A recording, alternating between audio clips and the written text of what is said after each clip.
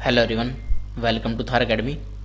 आज है 4 जून और 4 जून की करंट अफेयर के अंदर हम लोग 3 जून तक जितनी भी खबरें रही हैं, जो सुर्खियां रही हैं, उनका हम लोग आज इस वीडियो के अंदर एनालिसिस करेंगे। तो आइए आज की वीडियो शुरू करते हैं। हमारा पहला क्वेश्चन है, संयुक्त राष्ट्र महासभा का नया अध्यक्ष कौन निर्वाचित हुआ है? तो इसका जो नया अध्यक्ष है वो बनी है एनालेना बेयरबोक। ठीक है, ये जो है ये है एनालेना बेयरबोक। ये हैं जर्मनी की, और जर्मनी की ये विदेश मंत्री हैं, पूर्व में विदेश मंत्री रह चुकी हैं जर्मनी की एनालेना बेयरबोक 80वीं महासभा की अध्यक्ष जो है वो चुनी गई है। कौन सी? 80वीं की। अगर हम बात करें 79वीं की, तो 79वीं के अध्यक्ष कौन थे? फिलेमॉन यांग। कौन थे? फिलेमॉन यांग थे। कहाँ के थे? कैमरून देश के थे।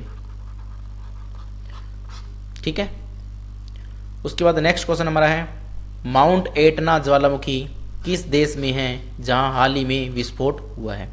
तो माउंट एटना जो है वो मिलेगा आपको इटली के अंदर, जिसके अंदर अभी हाल ही के अंदर एक विस्फोट हुआ है।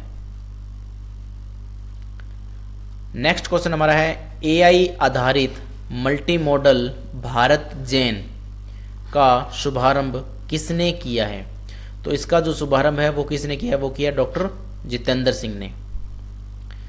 केंद्रीय मंत्री डॉक्टर जितेंद्र सिंह ने भारत जैन शिखर सम्मेलन में भारतीय भाषाओं के लिए देश का पहला स्वदेशी रूप से विकसित सरकारी वित्त पोषित एआई आधारित multi modal LLM Bharat Jain का शुभारंभ किया है।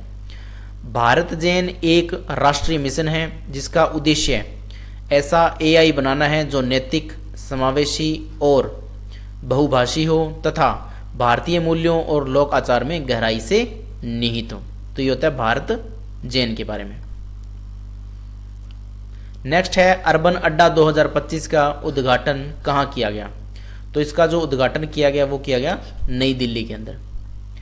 केंद्रीय श्रम और रोजगार और युवा मामले और खेल मंत्री डॉक्टर मनसुख मांडविया ने आज नई दिल्ली में अर्बन अड्डा 2025 सम्मेलन का उद्घाटन किया। इस 3 दिवसीय सम्मेलन का उद्देश्य युवाओं, विशेषज्ञों और दिग्गजों को एकजुट करके बेहतर शहरी भविष्य बनाना है। तो ये अर्बन अड्डा 2025 का उद्देश्य है।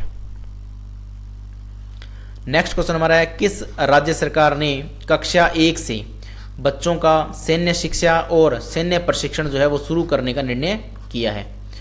तो वो है महाराष्ट्र ने। महाराष्ट्र ने ये डिसाइड किया है क्लास 1 से ही कि हम लोग मिलिट्री एजुकेशन देंगे, इसके अलावा सैन्य प्रशिक्षण भी इसके अंदर शामिल किया जाएगा। ठीक है, ये जो है ये महाराष्ट्र के शिक्षा मंत्री हैं। नेक्स्ट क्वेश्चन है, करोल नवरोकी किस देश के राष्ट्रपति चुने गए हैं? तो ये चुने गए पोलैंड के राष्ट्रपति बने हैं करोल नवरोकी। अगला हमारा क्वेश्चन है, रूस और यूक्रेन के बीच शांति वार्ता का दूसरा दौर कहां आयोजित किया गया? तो इसका जो दूसरा दौर है वो आयोजित किया गया इस्तांबुल के अंदर। ठीक है, इस्तांबुल तुर्की के अंदर एक शहर है, वहां पर जो रूस और यूक्रेन के बीच है शांति वार्ता का दूसरा दौर आयोजित किया जा रहा है। नेक्स्ट क्वेश्चन है, हाल ही में किस संगठन ने ध्रुव का अर्थ होता है digital hub for reference and unique virtual address नामक डिजिटल नीति जो है शुरू की है? यानी कि ध्रुव नीति जो है डिजिटल नीति वो किसने शुरू की है? तो वो की है डाक विभाग, भारतीय डाक विभाग ने ये ध्रुव डिजिटल नीति शुरू की है।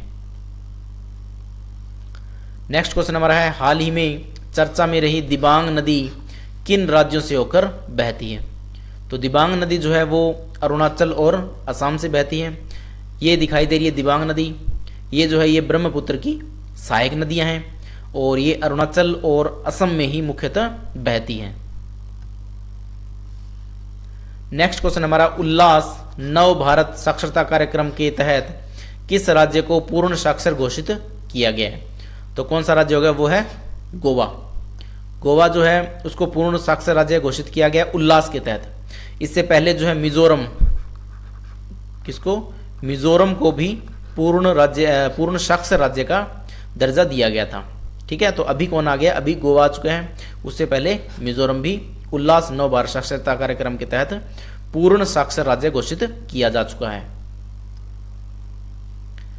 नेक्स्ट क्वेश्चन हमारा है कि झारखंड सरकार अपनी पहली टाइगर सफारी कहाँ स्थापित कर रही है। तो ये जो अपनी पहली टाइगर सफारी है वो कर रही है पलामू टाइगर रिजर्व के अंदर अपनी पहली टाइगर सफारी स्थापित कर रही है। नेक्स्ट क्वेश्चन हमारा है अंडमान और निकोबार कमान के कमांडर इन चीफ का पदभार किसने संभाला है।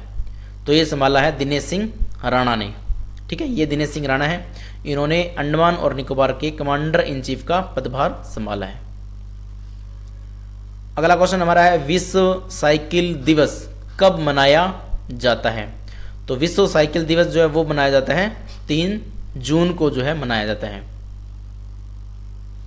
अब हम देखेंगे हमारे महत्वपूर्ण दिवस यानी कि जून के महीने में कौन कौन से इंपॉर्टेंट डेज आते हैं उनके बारे में।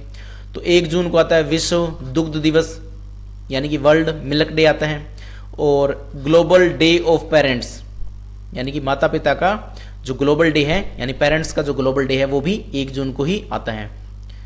2 जून को तेलंगाना का स्थापना दिवस आता है।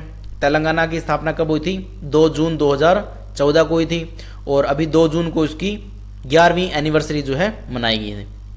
3 जून को कौन से मनाया जाता है? विश्व साइकिल दिवस जो है वो 3 जून को मनाया जाता है। तो इस तरीके से आज के हमारे करंट अफेयर्स जो है वो यहीं समाप्त होते हैं। वीडियो अच्छा लगा हो तो लाइक शेयर और सब्सक्राइब जरूर करें। Thanks for watching.